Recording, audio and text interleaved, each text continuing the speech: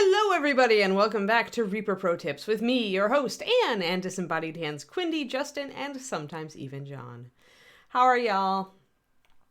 I see Kuroniko is having apocalyptic sunsets. And Inara is wanting a paint triad. Hello, Cajun Beauty. Yeah, I don't know. I don't know what you have, Inara. I don't know what triad you have. What triads you have. Do you have some of the new Kickstarter, like the older Kickstarter colors? Like the glow triad? The glow colors are useful. Hello, Bob and Julie and Grim and Carrie. Woohoo. Alrighty. Let's do some Gnoll action. We're gonna finish him today. It's very easy. We just have to do some highlighting on his stripes. A little bit more work on the back of the sword. I think I just want a little bit more highlight on that. And then the pouch here, which is going to be very fast and easy. So yeah, we really have not a lot left. Not a lot left on Gnoll, which is actually great. And because I already did his base. So let's start with, oh, and I need to get his eyes. Let's just do those little eyes and get some silver. We'll do the metallics last, actually. That way it won't have time to dry in the palette. So let's work on the eyes, then let's do the belt pouch, then I'm going to do some highlights on the stripy pants. Thanks, Playmat. Yeah, he's almost done. We've done several streams on him. I really like him. Oh, and I need to touch up a piece of him that I had to touch up that part, so I need to put the fur texture down again. All right, so actually, now that we're in the last part of the figure, this is the time to grab yourself a sticky note or whatever you use to, near at hand. And to put down, we need to do pouch, arm touch-up, eyes, sword highlight, back. I tend to use sticky notes for this because they're easy. Back and stripe highlights. And I always do this when I get close to the end of a model because there are always a zillion tiny things you need to do that you don't want to forget. So stripe highlights, pants. So this will enable me to keep on track as I work on finishing Gnoll. Gray browns are great. Yeah, that's too bad, Cajun. Oh, yeah. That's great, Playmat. Yeah, well, Reaper is a long time in the RPG MIDI industry, so that's really cool that he's a fan. Thanks for letting us know. I'm glad that you appreciated the raid. We do try to raid a whole bunch of different people. We like to spread the love, so... Alrighty, let's see here. Let's do the red. I'm going to use what we did before. I don't know, okay, so I could try to use the same red that was 4-1 Asmodeus red and orange brown. I could use this red on his eyes, but the eyes are so tiny, it probably won't work. You really need to go very, very bright when you are going very tiny.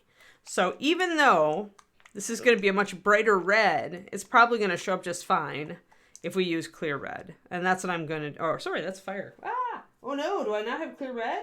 Oh yeah, I do. Phew! Okay, so very close.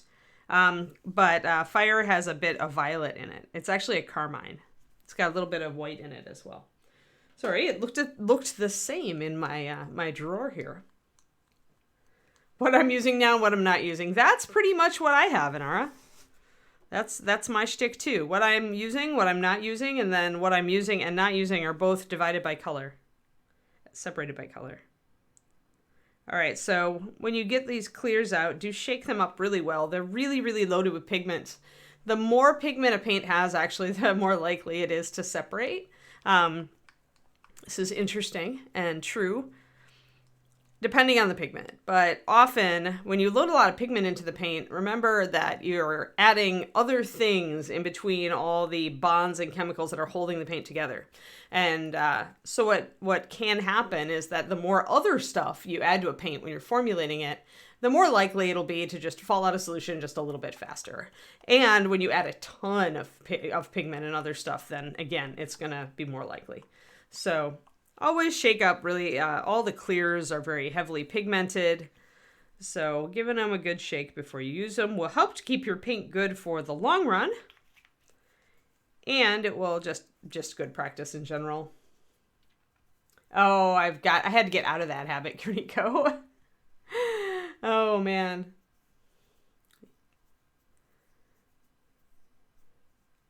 Yeah. I used to do that, and now I have a rule where I only allow paints on the table that I use a ton. So like my walnut brown, my rich leather, actually polished leather, I think has accidentally made its way up here. I will now purge it. Walnut brown, black and brown, pure white, oxide, red and brown, and some grays. And then a couple of, if I have a couple colors I'd like to use more of, I'll allow myself to keep those up here. Usually they're saturated darks. In this case, it's Elven Green, Death Knight Black, and Rogue Shadow. And those are just a reminder to me that I want to utilize those colors more and kind of run them through their paces. So they're permitted to sit over there by my laptop. Otherwise, though, I find that the more cluttered my space is, the less inclined I am to do work in it. And so I've had to train myself after every session here with you guys and after I work at the desk to clean up my extra stuff. It helps that I have a drawer right next to me that's a kind of a caddy that's open topped. I took the glass off the top so I can reach directly into it. And all of it, the colors are separated neatly by sections. So putting stuff away is actually very easy. The only time I have trouble finding anything these days is usually when it's something like clear red that I don't use that often, but that it's so useful I keep it close to hand. Oh yeah, white is almost the most useful color, right? So, pardon me, I slide this. There we go. Reaper Pure White will change your life. It's true! Best white on the planet. Without exception. I'm biased. Biased because I made it. It's my baby. So I'm going to do about 3 drops of clear red to 1 drop of water. I want to keep it fairly strong. And the clears, like their name says, go pretty transparent when you add water. So you gotta kind of keep an eye on that. Now I did underpaint his eyes in white. You can see the whites of his eyes, literally. And that's key. We want that to be the case so that when we put this red over them, the white underneath allows that color to really pop. I might even put another drop of pure white right on top. I think I will, just to make sure.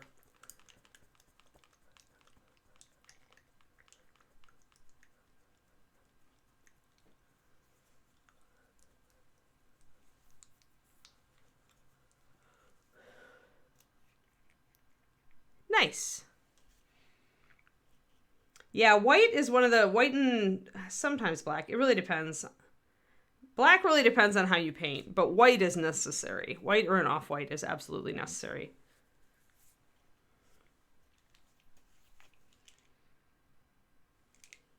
All right. I'm going to go 4-to-1 with this white at first. I need it to be a little thin so I can get a nice solid, I can have the paint come off my brush easily, but I also want it to be thicker so I can get a nice solid pop of white on each of those eyes.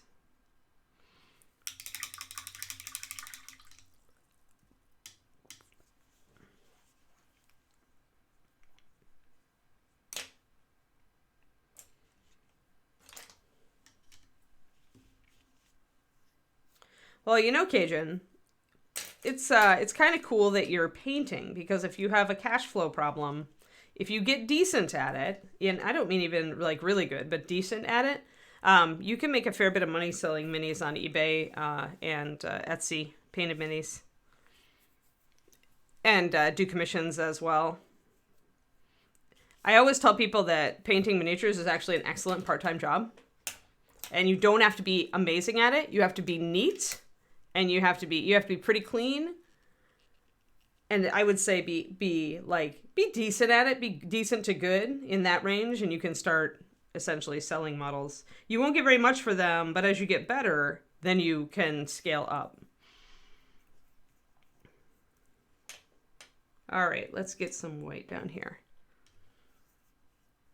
Yeah, and you do need to have, I mean, most of us have a phone that'll take pictures, so if you do have that, but you do have to have decent photos, but it doesn't take too much to get decent photos. You need a good neutral background and you need some lights. And you don't want, like, you don't want just one light from above, you want lights from a couple of directions, slightly in front of the figure. Boom.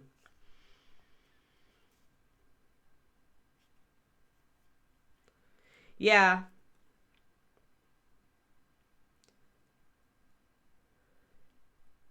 Yeah, you do need to base. That's true. At least, you know, sometimes you can get away with just painting it black, but in most cases, people are looking for a model with simple basing. But it's, again, that's not too difficult, and you might be able to get some basing products from a friend. Because usually people pick up these big packs of grass or gravel, and they're never going to use them all. So see how much brighter that white eye is now than the other one. So going back onto these was a good idea because that made that eye really pop out. I'm going to get the other one. And to get a good angle on this one, I've got to turn the model upside down. Always remember to turn the model around. Don't try to get your brush in there at a weird angle. Chances are you're not going to be able to hit it exactly, and you're probably going to mess up. Oh, that's nice. Yeah, and it's pretty much macro photos, but the lighting thing is real. Lighting and a neutral background is real.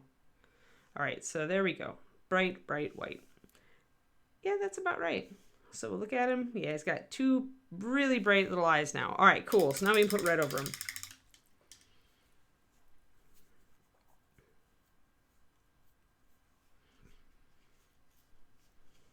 But yeah, if he's a professional photographer, and if he has any experience with like macro photography, which is, you know, taking pictures of little things, you should be in pretty good condition then.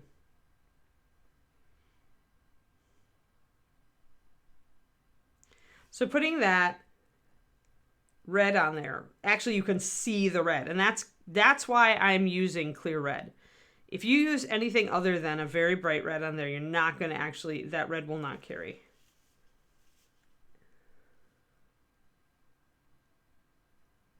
Either your brush is too stiff or it's moving too fast.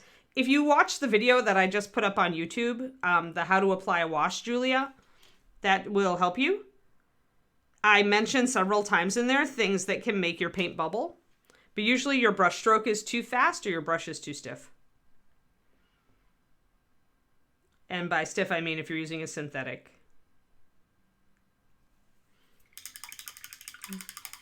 Thank you, Quindy. Yes, there's a free video. It's like 7 or 8 minutes, and it's how to apply wash. I just did it because I'm doing a fundamentals of mini painting series on there. So you should go watch that, and it'll give you some good tips. But in general, bubbles are caused when you thin the paint, and your brush treatment isn't quite right for the technique. Hold on, I'm going to pop some walnut over here just so I can adjust my lining. 4 drops, 4 to 1, I think. Probably, I'll go 4 to 2 with it. When you're thinning walnut and you want to use it as a liner, when you want that hard line, which is more common when I do 28 millimeter than when I do any other scale. Bigger scale, I don't usually want a hard line, but I usually do a thin at 2 to 1 because walnut is so high coverage. I can do that and get a nice thin line.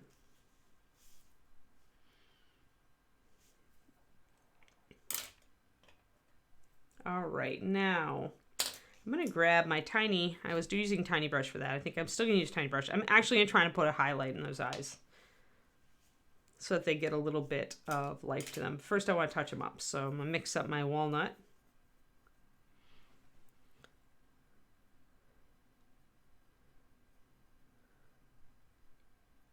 But yeah, the reason that paint gets bubbles in it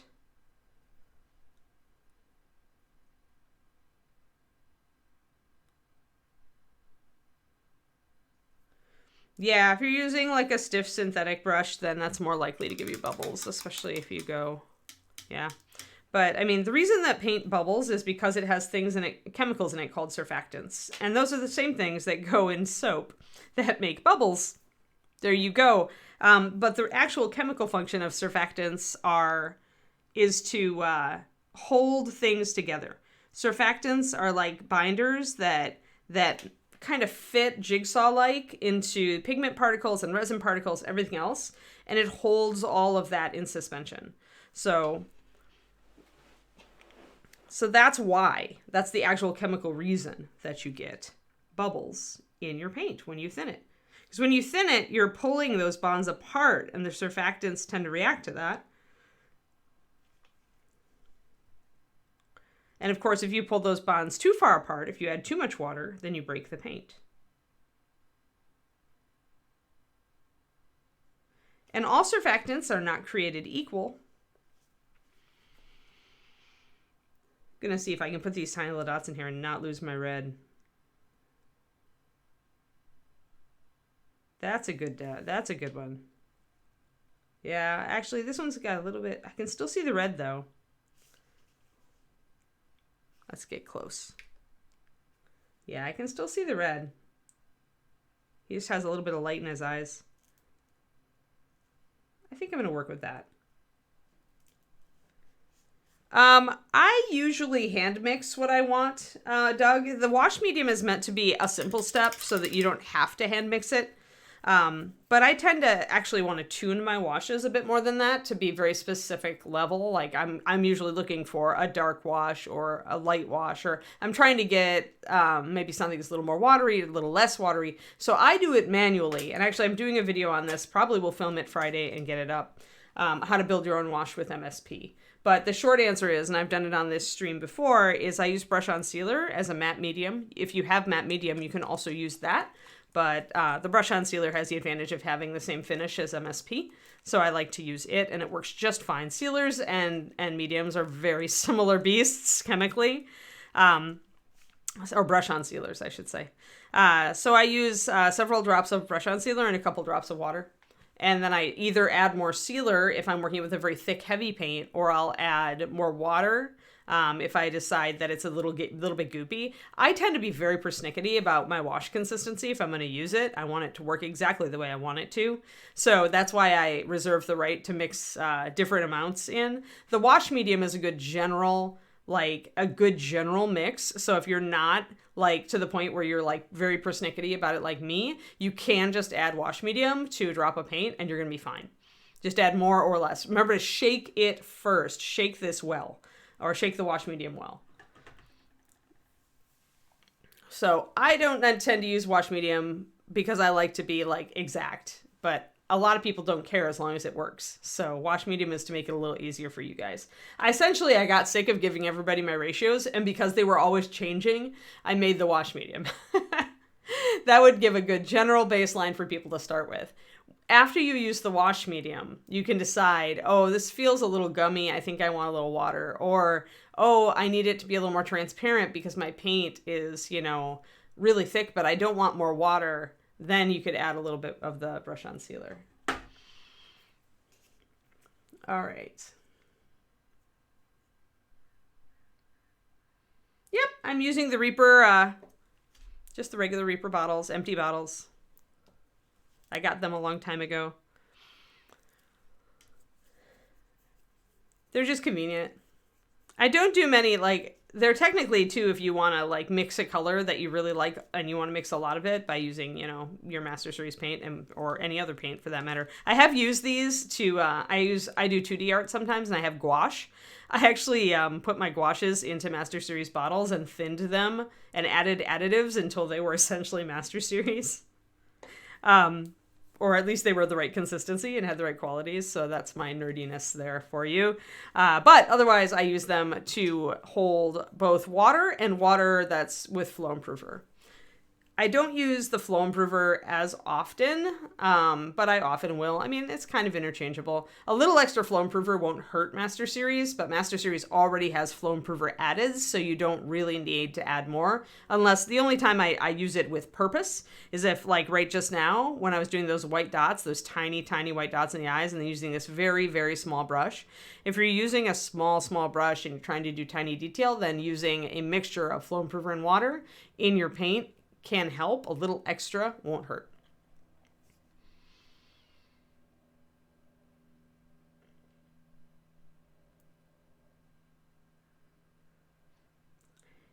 Yeah, you can just use brush-on sealer in place of wash medium. I don't like the gumminess of that, but if it works for you, then use it. It won't hurt it. It'll be probably, if you use a lot of brush-on sealer, maybe just 1 drop of water, it'll be very similar to Games Workshop's contrast paints. It won't be quite the same, but it'll be close. But it'll give you that kind of effect, or it should. Alrighty. Looking at what I've got here, trying to figure out what's next. Oh, wait, we made a list. So I did the eyes. I can see, this is why you make a list. It saves you time. So I'm going to do, I think I'm going to do the arm touch up really quick. So I got a blob of other paint on here. And so I had to paint over it with my gutter grime, this guy. But now I need my Gnoll fur again. So that is a little bit of the gutter grime, which is a beautiful dark olive. I really do love this color. And then the Gnoll pelt, which of course is that bright yellowy green. Yeah, plus your paint was those pop paints dry out a lot faster, Cajun, than MSP bottles. So even though it's money to pick up the dropper bottles, I know, they're worth it because the paint lasts a lot longer. Let me see. Where did I put my bleached linen? Bleached linen, where did I put you? That's skeleton bone. That's not bleached linen, although it's close. If I had to, I would use skeleton bone in a pinch. But yeah, the downsides of pots are 1, spillable, 2, dry out much faster.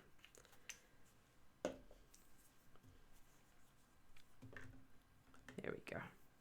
All right, so I did 1 drop of gutter grime, 2 drops of Gnoll pelt, 1 drop of bleached linen. I'm not even checking my formulas, guys. When you have to do a tiny touch up on a piece, just kind of go and shoot generally for it. Yeah, that's good right there. When it's something little like that, where it's just a few strands of fur, all it has to be is close. It does not need to be exact.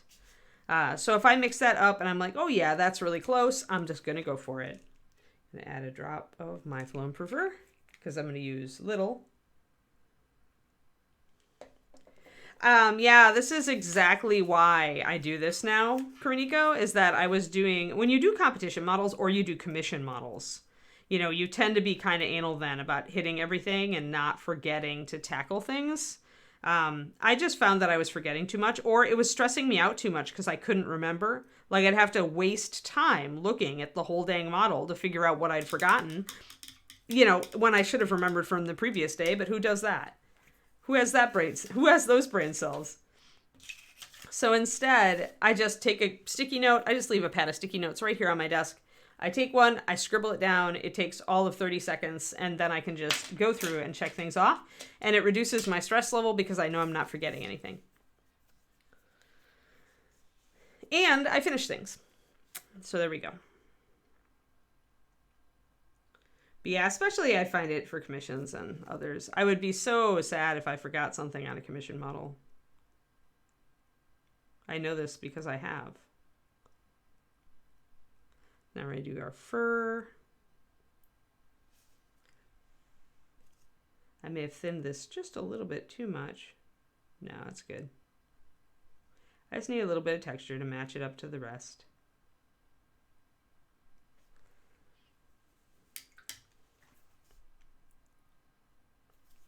There we go. Ta-da! We blend in. We're good. Sweet! Arm touch-up. Finished. Sticky notes are just infinitely useful. Like, I'm afraid to say that much of my organizational system depends heavily on sticky notes. And they're awesome because they're all different colors. They appeal to my office supply fetish.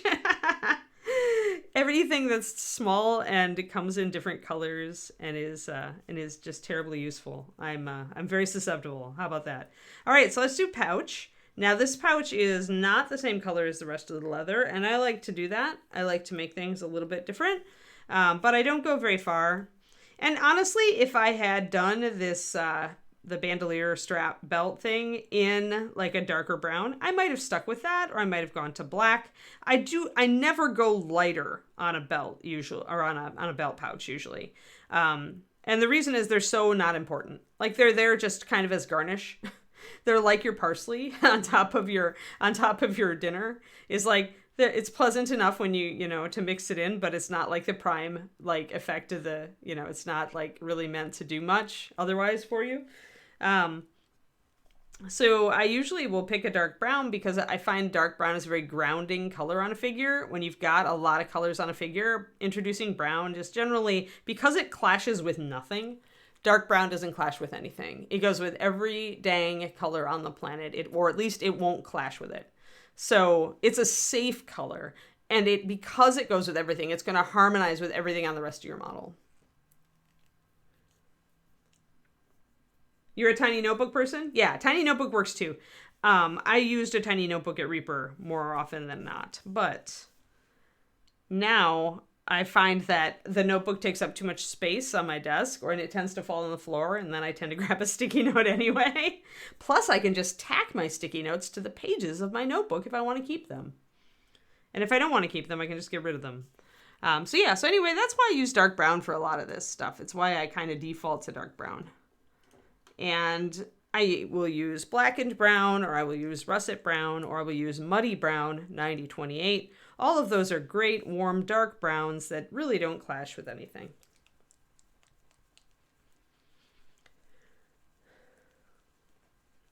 Paper brain, yep. Yeah, I do, for my writing, I do notebooks. Although even for my writing, I've been known to do sticky notes and then stick it in the notebook, which is just silly. So let's do this pouch. But yeah, whatever organizational system you have, but having a way to just do a simple small list so that you don't forget any part of your model, because you're going to feel so sad, like so sad. Oh, hey, and I can highlight the tail because I just mixed up my highlight color. I got totally distracted there. So sad if you like go and show your newest model that you're really proud of to your friends, and they're like, wow, you totally forgot to paint that. And you're like, oh, and then you don't, you know, then it's like a sad instead of a happy, and it should always be a happy. So that's why I just want to embrace the happy and not forget stuff. Because people will always focus in on the thing you forgot. Humans do this. We tend to focus on like the bad things and not the good things. It's just the way that our brains are wired. It's a survival trait, but it doesn't serve us very well in the modern day. Like, you know, because it's a lot more useful to remember that saber-toothed tigers like hang out in this area than to know there's a pretty wildflower meadow over there. So yeah, so survival trait to remember the bad things and to think of the bad things, but it's kind of depressing. So yes, I'm just trying to insure myself against enough, as much sad as I can so that I can concentrate on happies. Thus my horrible organizational traits.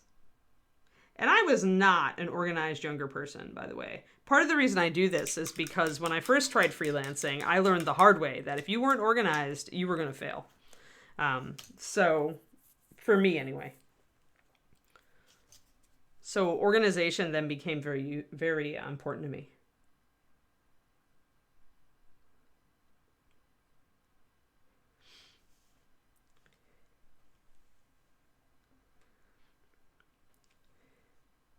Yeah, it's okay, Beauty. You can just remember for the future. We know how the money troubles goes. I myself am not, you know, totally swimming in cash because artist. And, you know, I live by my Patreon, and that is not a ton of money, but it keeps me afloat.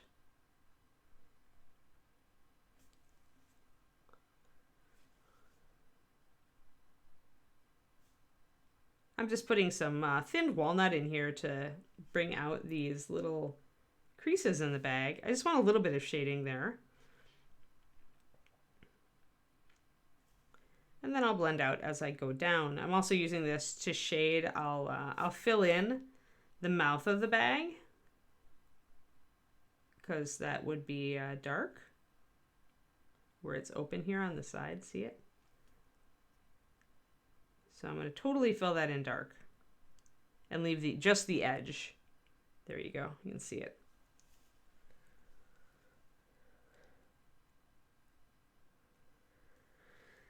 Yeah, on my phone, I just use the Notes app. That's my grocery list and my to-do lists of various sorts. Also my idea lists sometimes for projects and things. But yeah, it pays to be organized. Like, if you can get it like into a habit where you just like keep yourself organized, it removes so much stress. Just because you don't have to worry about stuff, you have it. You're not going to forget it. All right, I'm going to use that fur color that I mixed up to do a little bit of highlighting on his fur on his hocks and also his little tail. Oh, that's useful. It's a shareable list.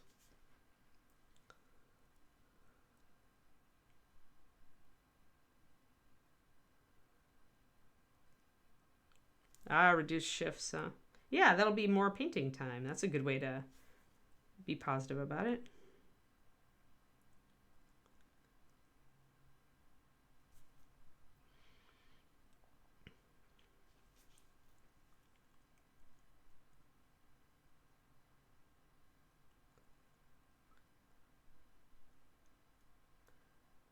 So I'm just going to bring in some of these highlights and pick up some of these hairs on the tail. I did thin this color a little much, so I may have to do a couple of coats on some of these hairs.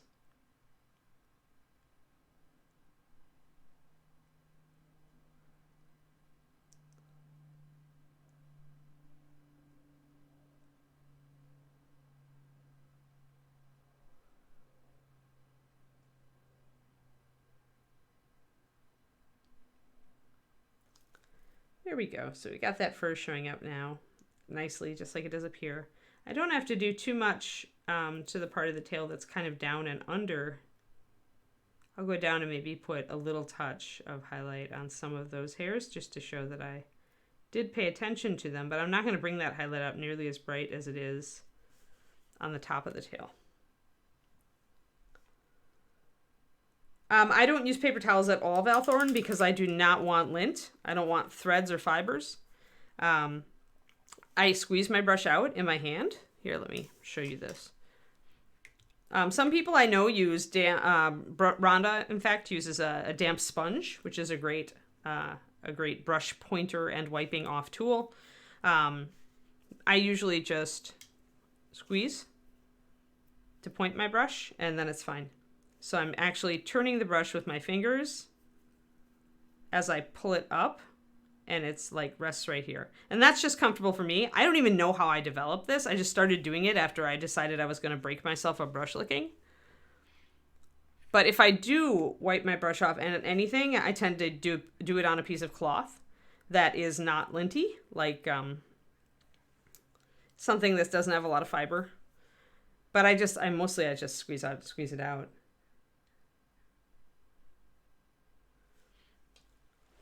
Because mostly it's less, I just want to get the water out of the brush, and I want to have it end with a point. And if I do that, I get a perfect point, and just pretty much just made my fingers a little bit damp. So, and I can get, and then I can wipe that off on my flannel paint shirt here.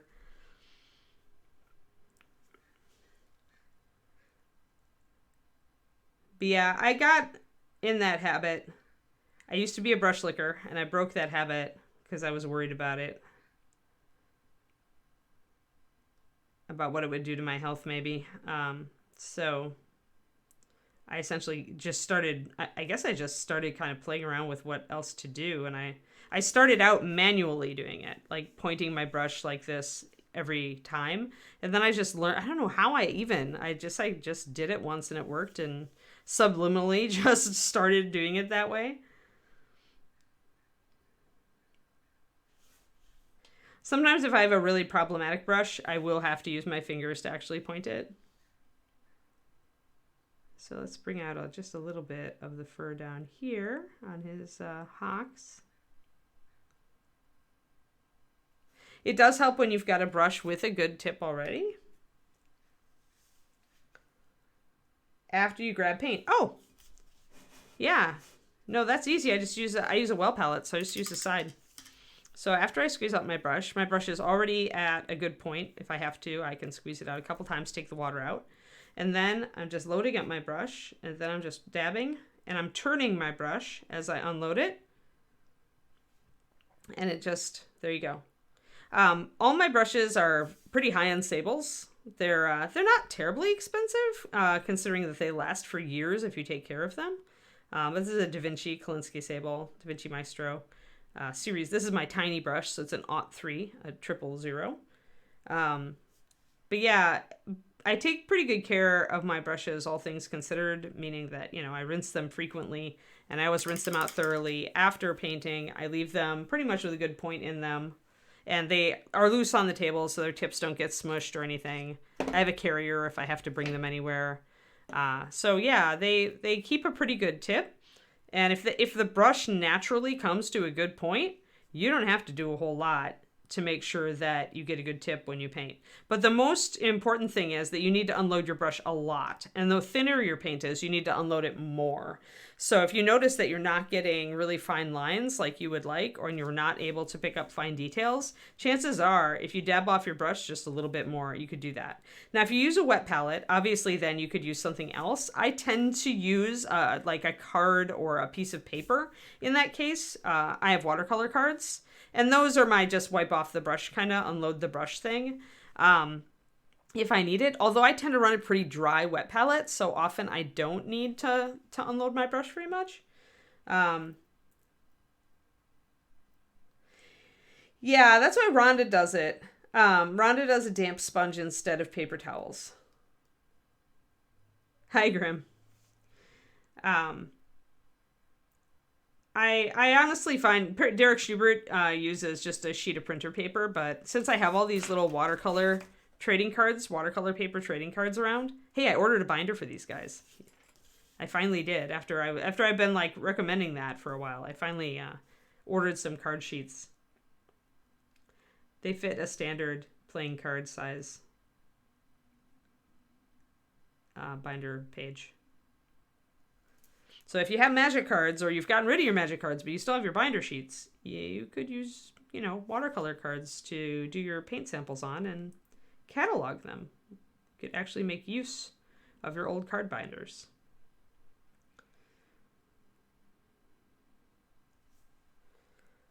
There. So we're just bringing out that fur a little bit there. Hey, Airwiz. But yeah, whatever you use, just be careful. There are lint-free paper towels that are more cloth-like and that won't give you hairs and stuff. Although the paper towel surface does tend to, because of its texture, I find that random hairs and lint and stuff do tend to kind of build up on it. So if you leave it lying around, you may find that you get a little bit too much of that. So yeah, I tend to just use my little watercolor cards if I need to unload, if I'm using a wet palette. Otherwise, it's always the side of the palette for me. You can always see the little streaks where I've unloaded my brush, and the little thicker and thinner paint where I've unloaded my brush. Yeah, as long as as long as it's something, a type of cloth that doesn't have a lot of tiny threads, you could do it. Really, it's just you want something. But then the other thing about, cloth is you've got to make sure to put it away afterwards, right? Or it's going to pick up lint just from the air. Like little dust fibers and stuff are going to eventually build up on it. The sponge is a nice idea, because then you just rinse it out every time. You just rinse it off and squeeze it out and have it fresh. You could use a cloth in a tray if you used a cloth that could, if you used a damp cloth. But damp cloths are also probably a little more expensive than sponges, which are pretty cheap. So yeah, whatever you want to do, that works, guys. The basic idea is you want something that either you can easily wash or keep otherwise lint and dust free. That itself is not going to generate lint and dust. Because having we all have tons of tiny hairs. We're all fighting the war against the tiny hairs that tend to adhere to our models anyway. So the more you can do to win that battle, the better.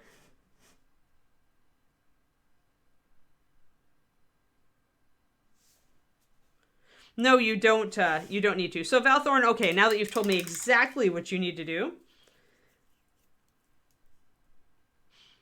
So yeah, then it's just unload, unload, unload. Like, actually, I don't know if you've seen this, Valthorn. I did a class for Digital ReaperCon a couple years ago during the pandemic called Thinning MSP Paint. And I think I talk about brush unloading in that.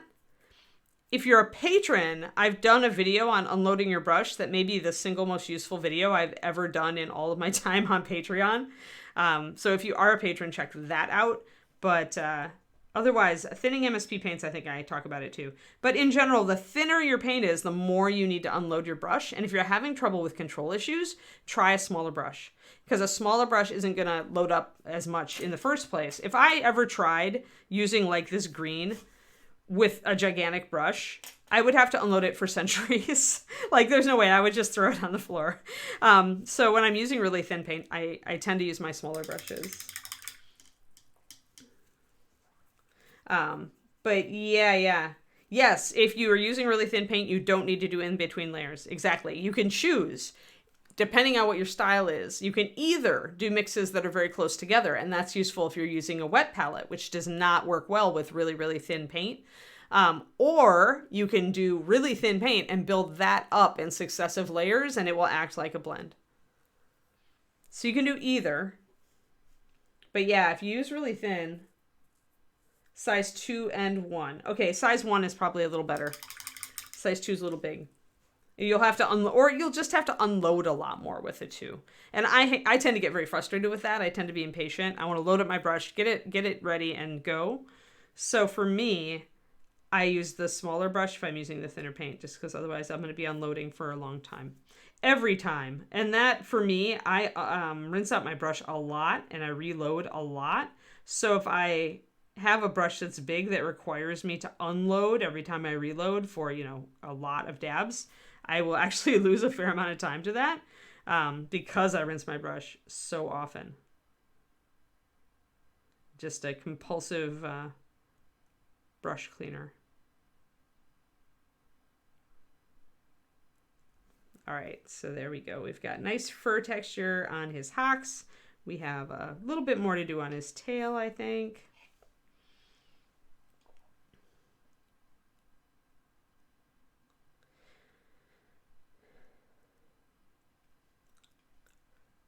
Yeah, DaVinci Series 10 size 1 is great.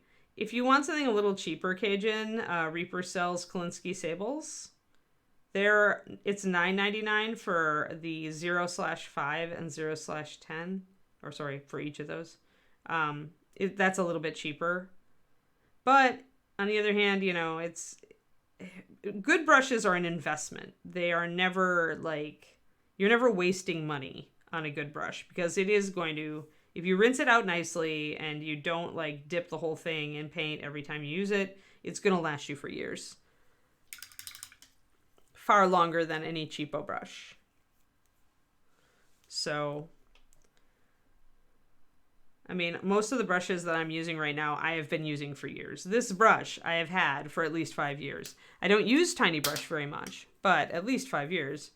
And I use it often enough.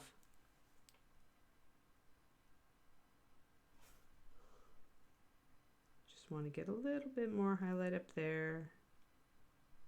There.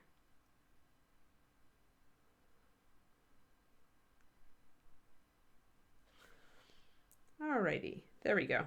And the tail looks pretty good. And this side of the tail looks pretty good. I think I want a little bit more at the top.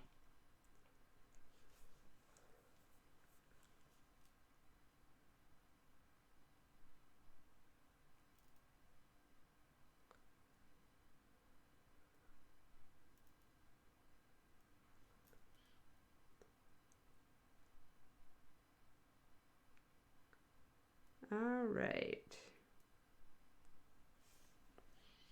There we go. Tail done. Hocks done. I can take that off of my list. Now we're to the pouch.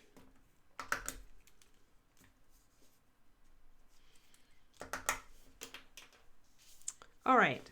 One way to make a really nice highlight color for russet with out of your russet brown, $91.99. If you don't want to use the triad, because the triad can come up very orange, which works great for this color, but if you don't want a to add orange to your model, like not one that's that saturated, you can take driftwood brown and mix it into russet, and it makes a very nice soft dark leather color.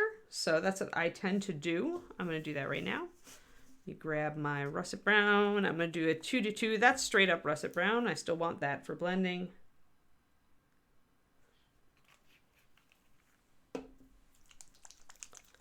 Driftwood's one of my favorite light browns because it's nice and muted. It's not really a punch you in the face brown.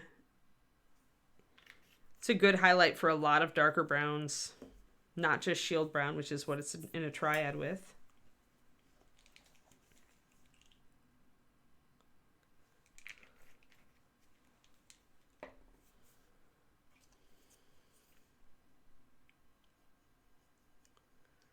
So that actually, see, brings it up with a surprisingly rich color, as you can see. Now we'll add a little bit of that in here. And we'll do a lot more driftwood.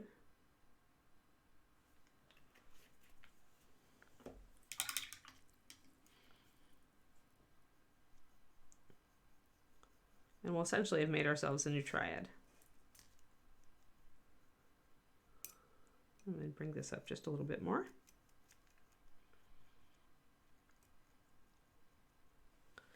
And technically it's a tetrad because we're using walnut to shade this, but it looks a lot like the shield brown triad, and this is very similar to shield brown, but this is a little bit richer, and this is a lot more saturated than wood stain, and it's also a little bit lighter. So yeah, I suppose that could be one thing you could call it in our let me grab my Da Vinci.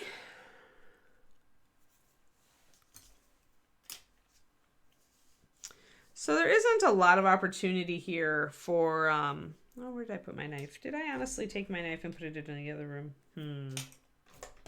I have a little bit of paint built, like something on here. So I'm going to use a sculpting tool.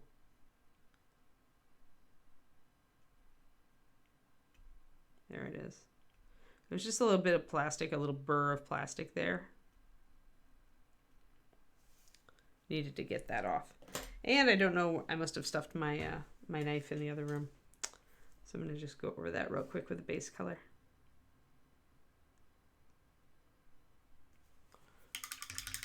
Okay.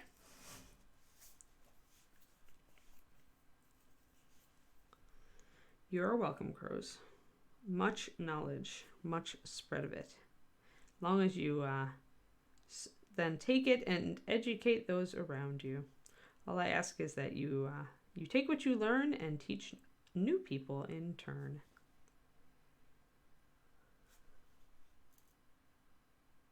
So since these are tiny little folds, these little crinkles, I am going to use a vertical brush stroke on them. Normally I don't. Normally for long folds, I'll go across instead.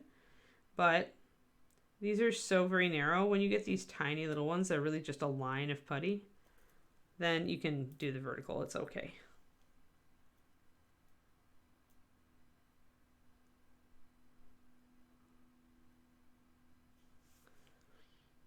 So we start bringing that up. You can see that first color and how it changes the brown. Gonna grab a little bit of highlight and hit the edges of the bag right here. It is under the arm, so you don't need a lot of highlights here. I'd say just a little bit extra like here and here to make that mouth of that bag come out. I have no problem. I have no fear in that, right?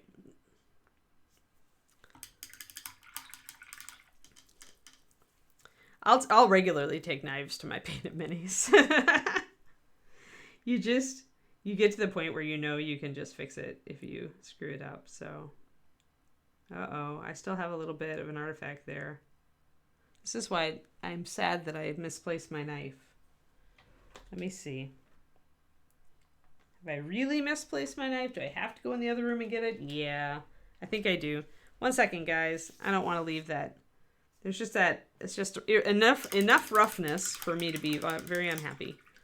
And since it's bones, I don't want to use a file on it because that's probably going to make toothiness. So 1 second. Let me fetch my knife.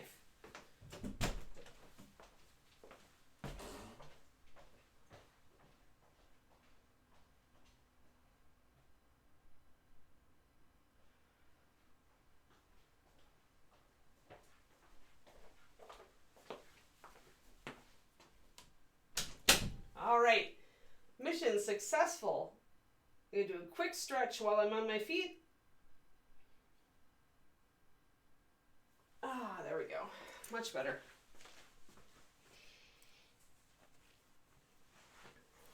I forgot I moved my knife into the other room because I was working on cleaning a model the other night.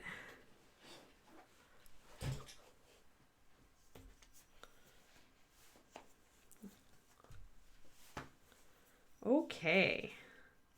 Now let's really go at this. Sorry, D. Clearman, avert your eyes. There it is.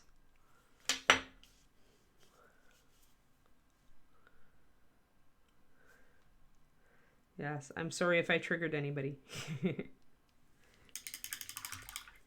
Uh-huh. Yep. Have fun, Cajun.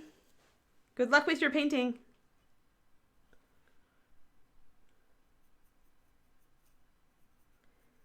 I don't use files to clean a bones figure. I use a knife, always a knife. And if I have to fix artifacts or irregularity, I use green stuff.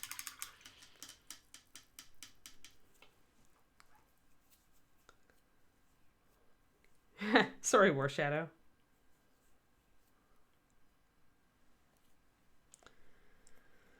This is Bones Black, so this guy is, Bones USA. So this guy, actually, I could have used a file on.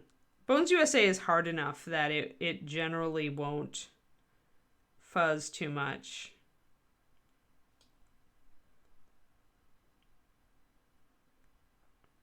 So this is generally a rounded surface.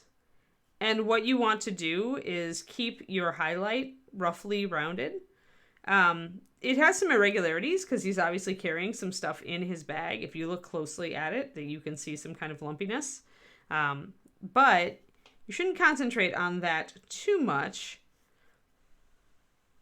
What you really want to do is suggest, once my paint dries, is suggest this rounded shape. So I'm going to focus my highlights really around this area. And leave a nice shadow down below. In fact, I'll grab my walnut and I'll kind of block in a heavier shadow down here. And I'll bring it up.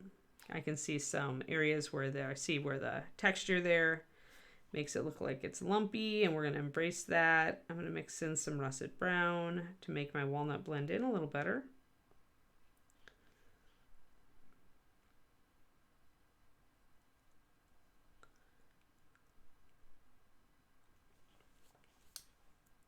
Yeah, the knife is just I've been using knives to clean for a long time because I am an impatient Ann, and I do use files to clean up and green stuff to clean up if it really makes a rough texture or creates an artifact that I don't like. But in general, for nicking off little tiny bits like that, knife every time on bones.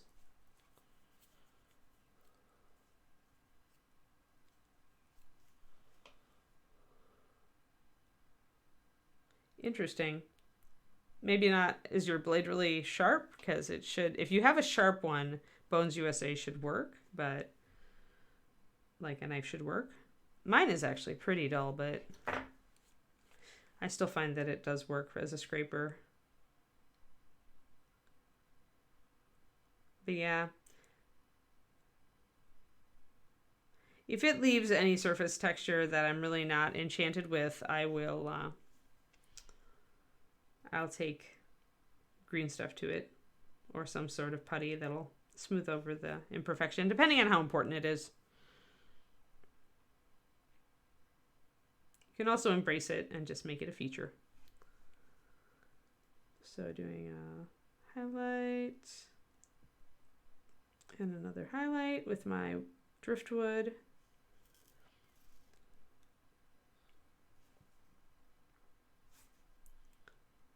And we don't want to spend too much time on a pouch. It's just not that important. We want it to show up. We want people to see that we did do some highlights on it. We want to suggest any interesting design or texture that might be on it. But that's pretty good, I think. Don't want to go too light with it. I think I'll go up one more level though.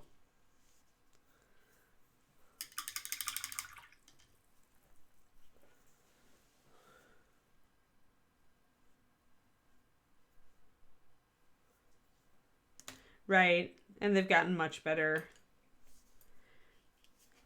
Hey, when you've got Kevin in charge of a process, Kevin will make it like work to the quality level that he wants. Like Kevin used to be our master mold maker. So you can be confident that he has quality in mind and he wants everything to work well. And so he and Ed together are going to not be satisfied with a really inferior quality. They're going to keep trying to make it better.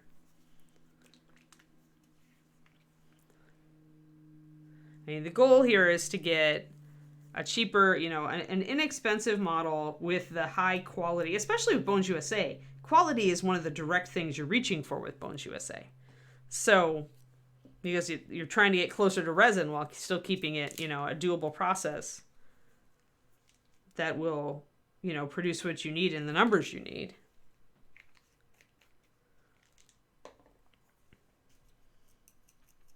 But yeah, I pretty much have faith in Kevin. Like, I'm just like, Bones USA, if there are any problems, they will work themselves out because Kevin will not accept it otherwise.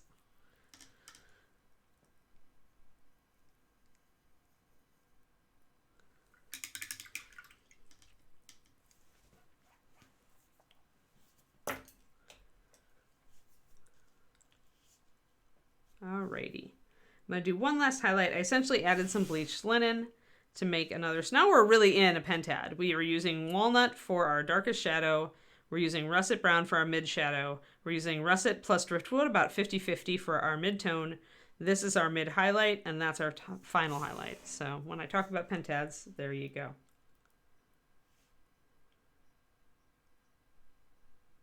That's too bad. Ideally, QC catches that, but I guess they can't catch everything.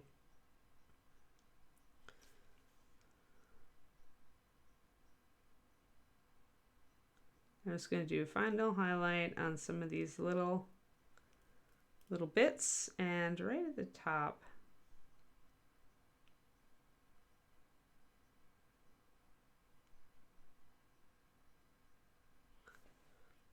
Just a little bit extra.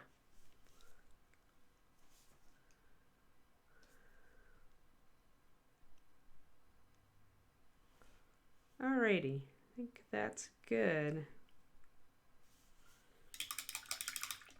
I do see a little bit of shadow that I missed, which is why I'm keeping my walnut open so that I can block that in. There. Lovely. All right. Excellent. So pouch is done. Now, sword highlight back. That'll be quick. And then pants. Pants, we will finish on pants, on stripies. All right. Need silver. Actually, need pearl white. Pearl white and tarnished steel. That's what we were using.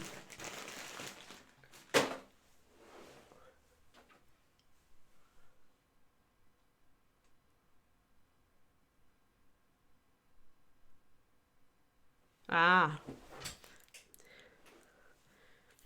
Yeah, any rough abrasive surface, it's not ideal for plastic. All right, let's get this going on. We're going to do 1 drop of tarnished steel and 4 drops of pearl white. Just so I can add some stronger highlights here on the back.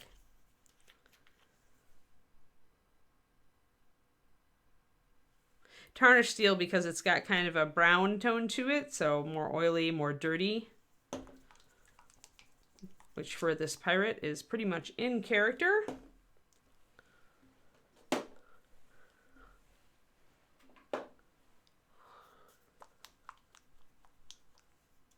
Oh, geez. That sucks, War Shadow. I'm sorry.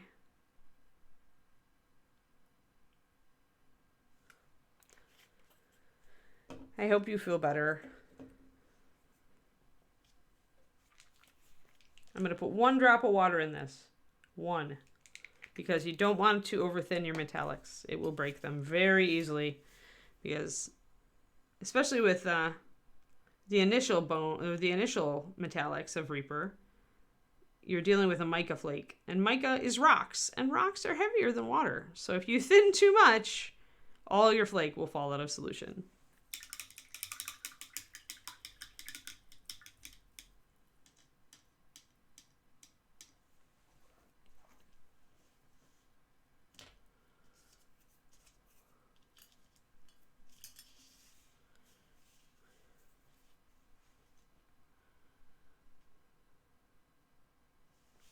Alrighty. Now I want to just add a little bit more light in here, especially toward the back of the blade, just to make it look more in line with the front. That's a little bit better already. It's very little that I need to do here. It's just like little touches. I'm just trying to kind of make everything come up to a nice level. Want to get the edge here a little bit more.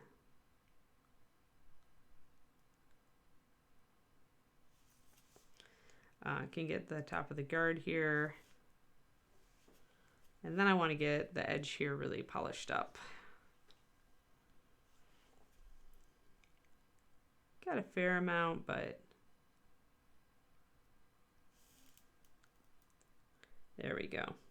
So didn't need to do much. Need to take the edge of my brush and get this back edge highlighted up. And get a little bit more of this. And then you've got a nice nicked blade there. Great. Knew that was going to be very fast. And finally, pants. I want some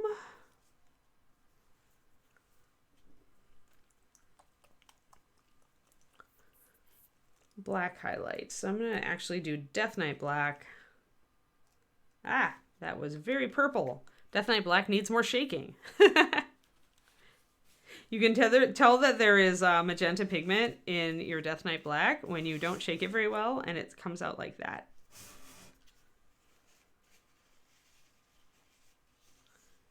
Oh, yeah. Do a lot of people in your workplace have it then, War Shadow?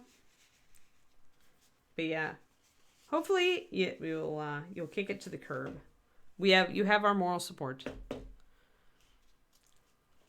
Just take care of yourself.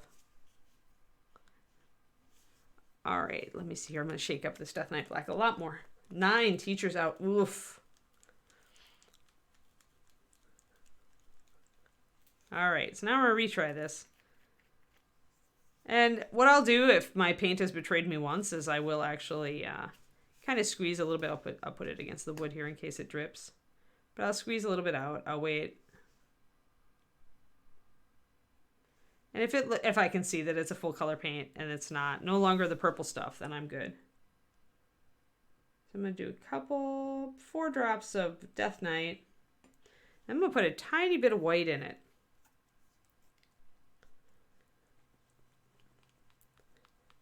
Yeah, a lot of people out of work because of the plague.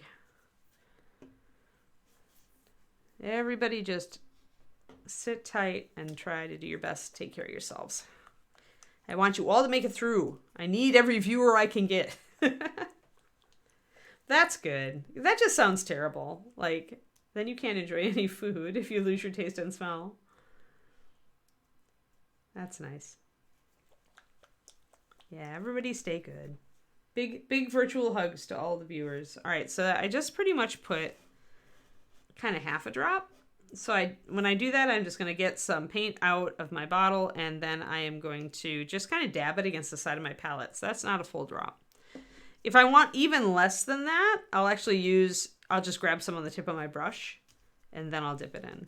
But the reason I'm using so little white is that I know that Death Knight is it's like the pigments in it are not as strong, and pure white is really powerful.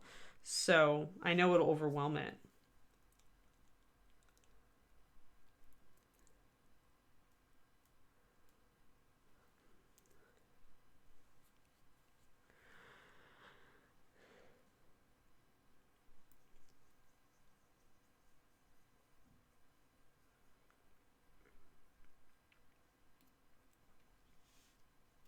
All right, so we're gonna have to be very, very careful.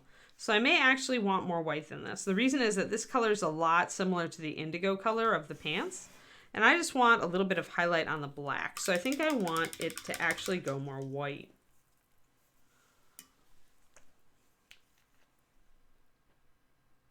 So I'm gonna put a full drop in this time and try to really shift it, and then I'll thin it down.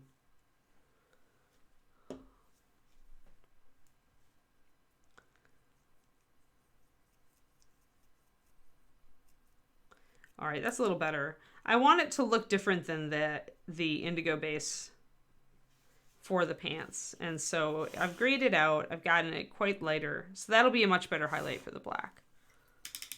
And I'm just gonna thin it.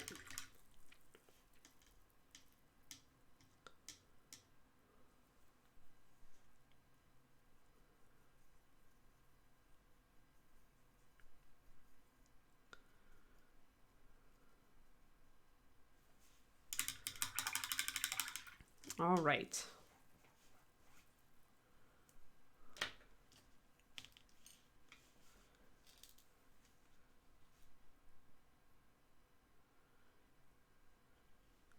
If you say Brian's instead of brains, I think you're a very bad zombie. Like, there's a lot more brains in the world than there are Brian's.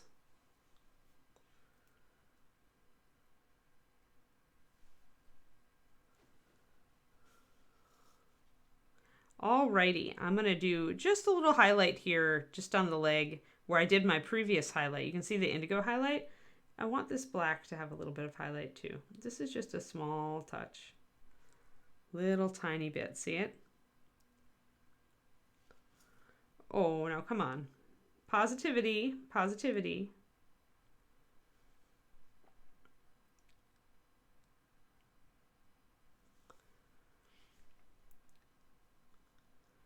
There may be a lack of brains. Brains may be in short supply in general, but that's why we all have to be more awesome. We must strive against the lack of brains. There we go. See those little highlights? All right, let's get close and look at those. So just a little tiny bit. You do not want your black stripes to get at any point lighter than or too close to your indigo stripes. But you want a little touch of highlight so that it looks correct, so that this is all highlighted consistently. And just a tiny bit thinned way down goes a long way.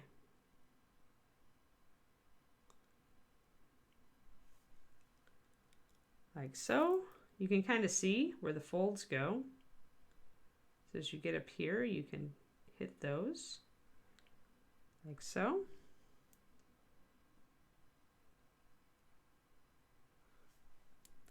Like so.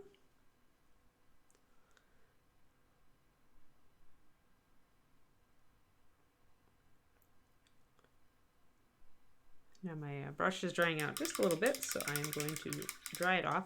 And you really don't want this color to get bigger than your black. Like, make sure that black is still the majority of each stripe.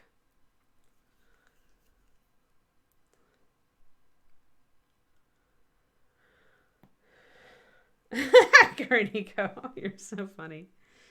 Isn't that sad? Like, I always yelled at people when they were dumb in horror films.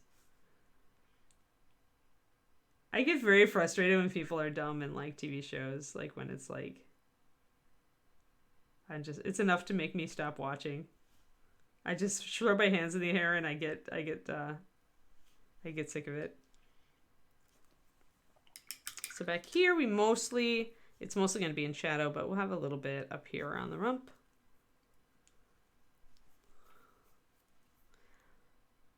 But yes, don't concentrate on the fact that people tend to be kind of dumb sometimes. Sometimes we could all have better days, but instead, strive to be smart in your own life.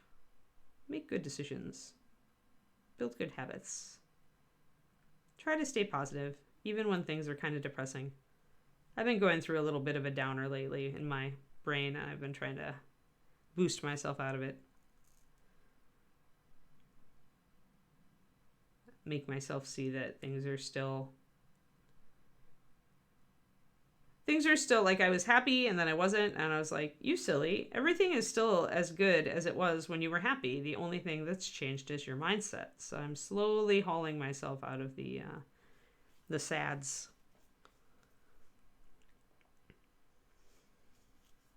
I think sometimes I just get a little tired and overwhelmed. I think we all do. There we go. So we have a little bit of highlighting here on the black. Or up near the top. You don't want to highlight under the leg. Obviously, that's still going to be pretty dead. Now, I did mention, I think, earlier, and we have just enough time to do this. Yeah, stupid brain chemistry. I mean, I eat really well, and I exercise every day, and I do all that, but sometimes you just, like, get a little overwhelmed. Like, I'm trying to have a creative life, and it's not easy. It's not easy. And although much of it is enjoyable, often it does feel like a weight, you know, compared to just walking into, you know, a job every day and just kind of doing the job. It's very different to be freelancer. And most of the time I love it. And just sometimes like there's stress or there's a new challenge or whatever, or I'm frustrated. Right now I'm frustrated with my book and how the writing is going, the revising. And so you just got to keep trying to see the positive. So what I'm doing here, guys, if I'm going to take this driftwood brown and I'm going to fade out the bottom of these pants a little bit. The driftwood brown is thinned to be a highlight, so it can also be a weathering tool right now. If we put it over the bottom of the indigo and black here, we can essentially kind of brown out or beige out or gray out the bottom of these trousers and make them look dirty.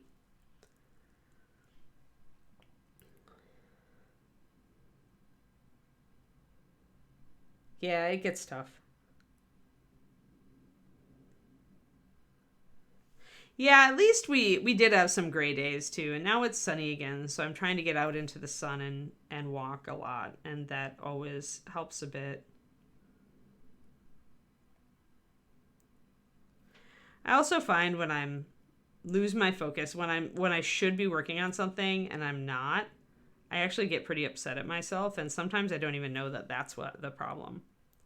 So see how that driftwood brown kind of just like builds up on the bottom there? It kind of fades in and makes it look dirty, which is awesome. Because if these pants are this ripped up in this way, they're probably going to be like the dye will have faded out of them, you know, and stuff like that. So this is the way to show that. And you do want to use pretty thin paint and just kind of build it up in a few layers so that you can get that faded look, because that's going to, you know, it's going to gradually turn that way. It's not necessarily going to do it all at once. So if you can build it up and then strengthen it toward the very bottom edge, then you get a very convincing appearance.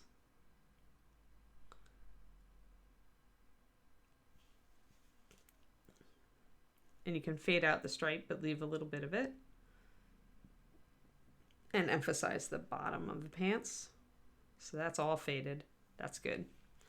And then the other side, we'll do the same thing. And I am using the driftwood. Straight up driftwood is one of my favorite colors to do this. Hello, Haunted Folly. Thanks.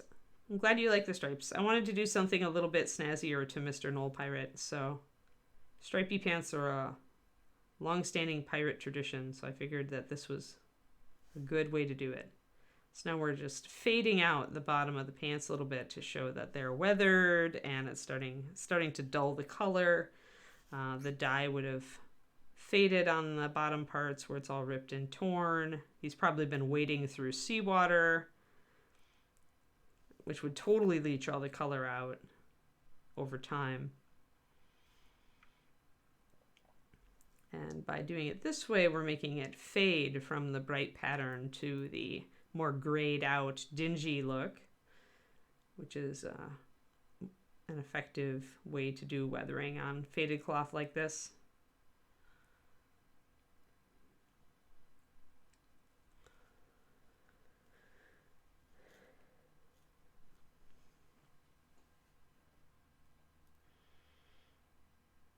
Wash separately.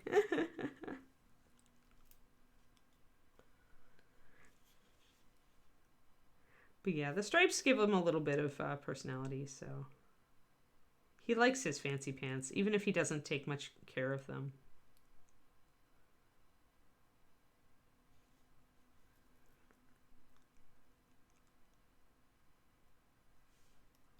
There, so fading out the bottom there. Faded out the bottom here. I'm going to grab a little bit of the highlight for the very bottom so that it shows up against the legs. Since it can be, driftwood can be a color that's somewhat close to the color of the legs. So when in doubt, you can throw a highlight on there to kind of bring out the bottom edges there and make them stand out so you don't lose that.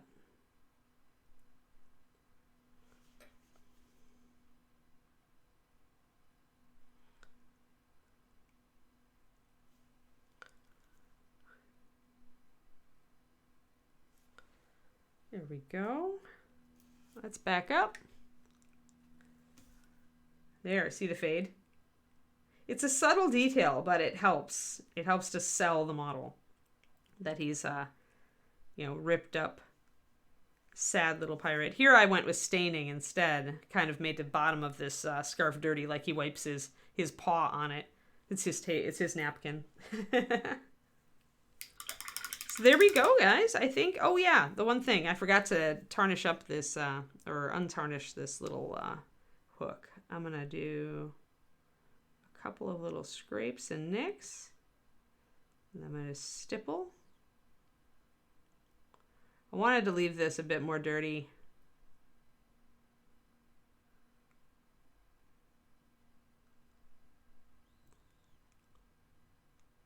So little tiny dashes of thinned metallic help make this all beat up and nicked and still tarnished. I'm going to add a little more water to my metallic. Can't add too much, like I said, or it'll separate out. But you can add a little bit to encourage it to go a little bit more translucent. You think you would have painted all those minis. I know, right? You had a break. You could have done it, but instead other necessary things probably took your time. That's what happens.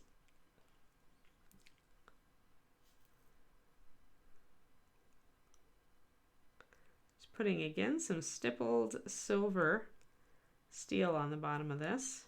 I want this hook to stay pretty darn tarnished. I'll make the tip pretty bright though.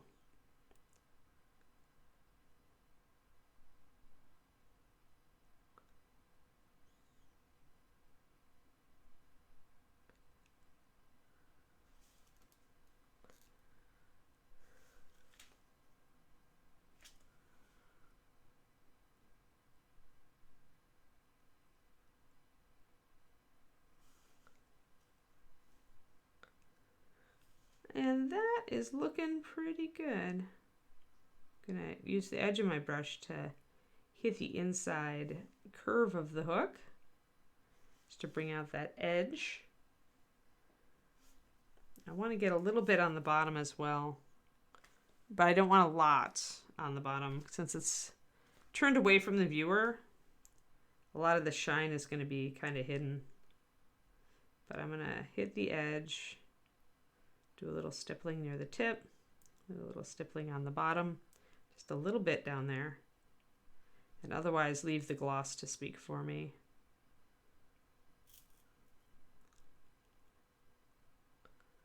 There, just a little bit. And there we are. We've got some scrapes and abrasions. If I want to, I need to, that one scrape's a little bit thick. Let's get a little bit of a line on it.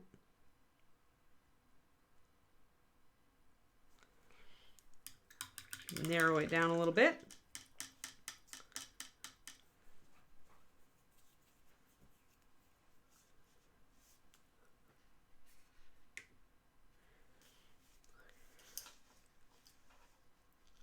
Okay, what do you guys think? Like, actually, I can take a little bit of my lightest leather thing with the driftwood brown and the bleached linen. I can actually add one last. The more you bleach out the edges of boards, the more grayish you take them, the more weathered they're gonna look. So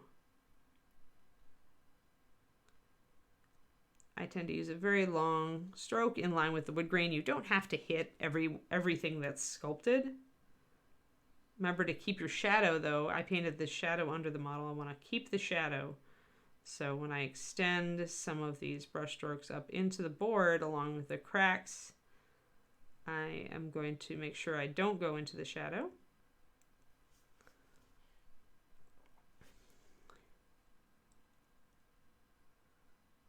You can leave some parts kind of stained or darkened. If you want to introduce like blood stains, you can use a very, very dark red. The blood would probably soak into the wood, so it wouldn't be very bright on wood. Unless it was like white painted.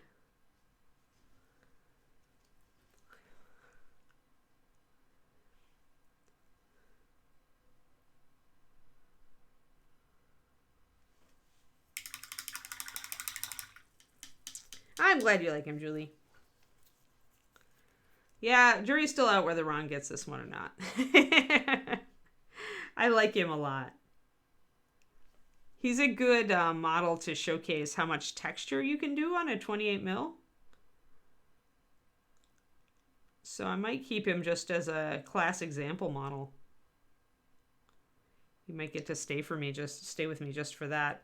And David can't give me any crap either because he keeps plenty of models just for class examples. I'm going to get the back end of this.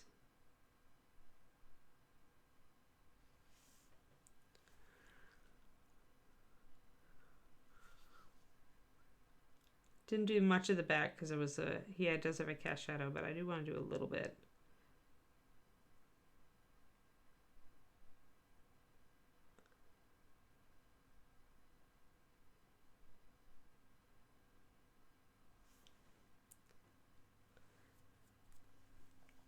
And I want to line that board right there. I missed it.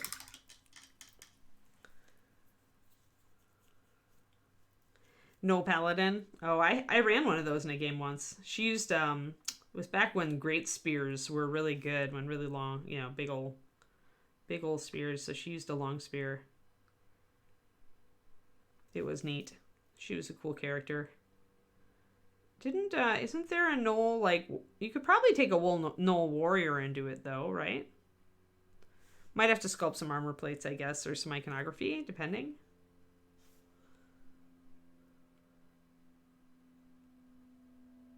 There we go. Gotta get these big boards kind of lined in. I can touch up my base. All right. There we are, and right on time for the most part. Gnoll kit from Frostgrave.